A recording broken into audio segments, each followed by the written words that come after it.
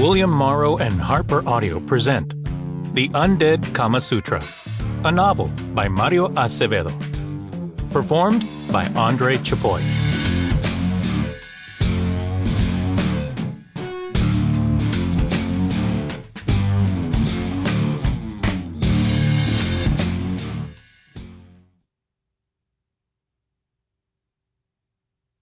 To the memory of my parents and my sister Laura. Chapter 1. Find him, the alien said. Find the man who killed me. I sat on the alien's bed. We were on the second floor of a cheap motel in Sarasota, Florida. To get up the stairs, I had to get past 3 hookers, their pimp, and a blind man selling pot. For medicinal purposes only, of course. Gilbert Oden, or rather, the alien who masqueraded as my abducted and long-deceased friend from college, lay on his back. His jaundiced eyes looked ready to pop from their sockets. His slender body stretched the length of the mattress, and his wingtips hung over the end. Iridescent blood pumped from the wound on his chest, stained his clothes, and pooled on the bed covers. It looked like maple syrup mixed with motor oil.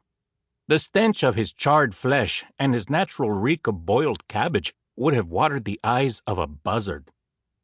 I cradled in my lap the space blaster I'd found on the floor. I'd almost tripped over the thing when I entered.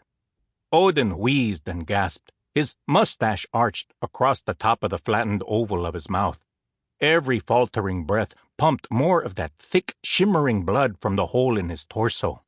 The puncture looked like someone had impaled him with a white-hot length of rebar.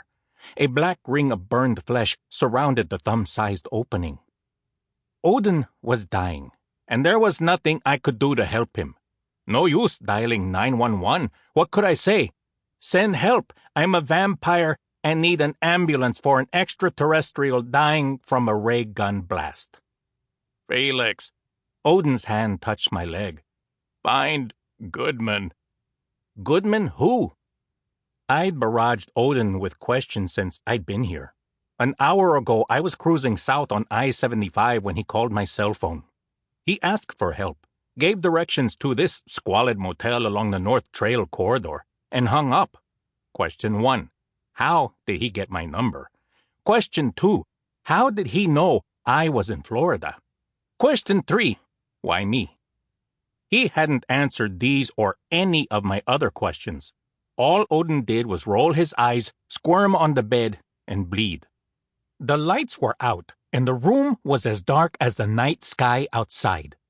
I had removed my contacts to unmask the mirror-like retinas, the tapetum lucidum, in my eyes and use vampire vision. As a supernatural, I could see the auras of the psychic energy fields that surrounded all living creatures.